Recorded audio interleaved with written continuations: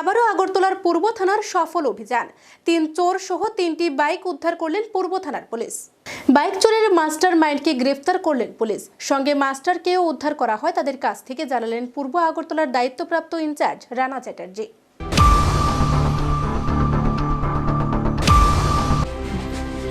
December মাসের 24 তারিখ, গত 24 তারিখ আমাদের চিত্তরঞ্জন কেদুমিয়া মসজিদের সামনে থেকে একজন অর্ধেন্দু শেখর চৌধুরী, ওনার একটি পালসার বাইক 56 TR01AP4955 চুরি হয়েছিল।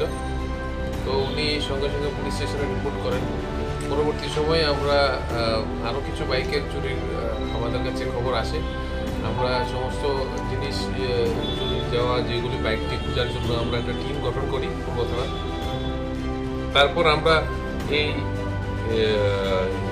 আপনার এই চুরের যে গ্যাং, একটা interstate gang, bike lifting gang আছে, তার একটা সর্দার রঞ্জিত সরকার, ওকে আমরা গ্রেপ্তার করতে সক্ষম হই। পরবর্তী সময়ে কিছু এলাকাবাসীর সহায়তায় এবং এই আমাদের এই তার ইন্টারোগেশনের পরে, রঞ্জিত সরকারের ইন্টারোগেশনের পরে তার আরও দুজন অ্যাসোসিয়েট, একজনের নাম হচ্ছে আপনার রুবেল সরকার, আরেকজনের শনি সাহা, তাদেরকেও আমরা গ্রেপ্তার করতে সক্ষম হই এবং আমরা 3টি বাইক